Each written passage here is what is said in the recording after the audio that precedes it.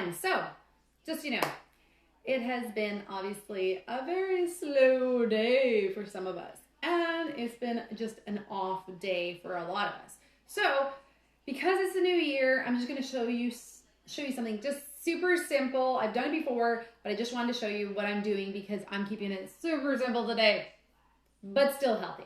Okay, so I've got my pot here. I've already cooked my pasta, and I'm going to show you in a second, finally, how those multi-purpose steamers actually drain everything, so you don't need a strainer.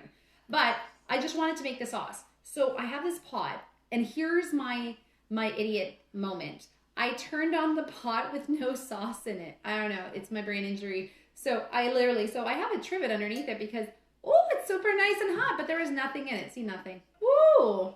Magic of television? No, the magic of Sandra. So I'm going to just show you. I take crushed tomatoes. Okay, we're making sauce. And it says no salt added. You're going to notice a lot of things. So when you start using Epicure, if you haven't already, if you're used to everything canned, everything boxed, everything like Clubhouse, even the keg seasonings, they have a lot of salt in them. So I sometimes get responses going, it doesn't taste the same. Okay, no, it doesn't taste the same. Or it doesn't taste very flavorful. Here's the thing is salt brings out the flavor, but we also know what's really bad about it. And we also know it's really super cheap. So that's why companies use it. So what I do is I put salt on when I'm at the table. Okay. So I always make sure the things I have, if I can have that option, no salt added. It is the same price, people. Same price as the regular ones. So what I'm going to do is, it's been opened. I'm just going to pour it in. And the only reason I'm not showing you in a glass bowl is I want less dishes. We're going to do this super easy. You're going to pour it in, okay? This whole can. It is almost 800 milliliters, 28 ounces. I know, who does ounces? Really? But we don't. But it's on there because imperial, metric, blah, blah, blah, blah, blah. Okay, this is going to make a mess, even though we just cleaned it up. And then I'm going to take my spatula. Oh, no, the cat has heard me. And I'm like, I did not call for your dinner. Did not call for your dinner. Okay, we have a 3-in-1, not sure. But all of our spatula kind of spoons are great because I like doing this. Oh, that's right. You're just going to smoosh in there. Look at how much is left. There's still lots left. So do not let your money go down the sink or in the recycling bin. And you should be rinsing those things. I know. I don't always, but you should be to help them end up in recycling and not in the garbage. Especially peanut butter, things like that. Let's help our recycling people. Okay, so I'm going to get all that out with any of our tools. Anything that's flat, all of our silicone tools are very squishy. So they actually have some squish, but there's steel rods in them, majority of them, other than the 4-in-1 measuring spoon. That is just not silicone. Okay, so see, got that in, got that going, and then let's just get that off there. It's bothering me. We got a pot full of sauce. That's it. Okay, and then we're gonna just use our marinara. No salt in here, no salt in here. You're gonna add salt on at the table. That's right, and you're not gonna put it on the table. You're going to taste it first, and then you're going to have to get up to get the salt because we want to keep our hearts healthy, especially this year. Okay, so it just says, stir together 1 can of the $7.95 of diced and crushed tomatoes, okay? And it says each, but I only do 1 because I find this is good for a family. And then 3 tablespoons of sauce mix. So it's about, I'm going to do 2 tablespoons. So I'm just going to take our 4-in-1 measuring spoon. And here's another tip. So I'm going to do 2 tablespoons. The big spoon is obviously the tablespoon, teaspoon, half teaspoon, and then there's actually a quarter of it right there. So that's 1. And I'm going to show you this, right? So here, we're going to pull that out. And it's a little bit sparse on that second one, but that's okay. So it's really supposed to be 1.5. You're going to do this. Okay, so here's another tip. If you're a vegan, vegetarian, whatever, you don't want to put meat in here, you don't want the tofu stuff, whatever, you can actually add, this is what I do, garlic and onion. So it's a nutritional yeast, which actually has vitamin B12 and things like that. So meat products and animal products have vitamin B12, and it's really easy when we're eating those things to access the nutrition out of them when we're digesting them. But if you're vegan or vegetarian, you might not have exposure to vitamin B12 and zinc and other things that are usually found in meat and animal products. So we have this nutritional yeast that is super fab. And honestly, I use it on everything. It's like Frank's Red Hot. Use that bleep on everything. So garlic and onion is very common. And so I'm just going to sprinkle some in. And I would say maybe about a teaspoon. So sprinkle some in, and you can't even really tell the difference. So you're just gonna stir it up, and it's gonna give some garlic and onion flavor because the marinara has a lot of the parsley, oregano, basil, things like that in it. So you're gonna get a little bit more garlic. If you really wanna kick it up a notch with garlic, okay? And the reason why, I actually did a whole bunch of spring cleaning, but New Year's cleaning like weeks ago, and I cleaned all my aprons, and this is my favorite apron. So I think everybody should have some more fun in the kitchen, and I think we should have like an apron kind of thing. Wouldn't it be cool to have an apron exchange? Because you can mail those. They're totally easy to do in like a manila envelope. They're not gonna get damaged, and everybody should do like an apron exchange. Ooh la la, I love it. I think aprons should make a comeback. Okay, so if you want more garlic, there's one other way to do this. So just to remember, you can just use a marinara, you're good to go. No salt, okay? Then you got the garlic and onion, no salt. You've had, obviously, no salt in these. And then you're gonna take the garlic aioli, okay? So you can make this into an aioli, a chipotle aioli with a chipotle one. Forgive me. And what you're gonna do is I use it like garlic powder, but it's actually roasted garlic, then they grind it up. So it tastes almost like salted garlic because it's really concentrated, but there's no salt in it. So I'm gonna take a teaspoon because I like garlic. I like garlic. But that's how you can do all the different variations, but really on a really thing, you just use that. If you wanna do meat sauce, you can add that in. But don't forget, you can also freeze this. So I'm just gonna actually stir it. Ooh, that's a garlicky. So this is my alternative, and you can use this for garlic powder on like homemade garlic bread. So we're just gonna stir that. You're gonna heat it up. We're gonna even pretend that's on because I'm gonna show you another trick. You don't even have to heat that up because if you've done your pasta right, I'm gonna switch around, okay?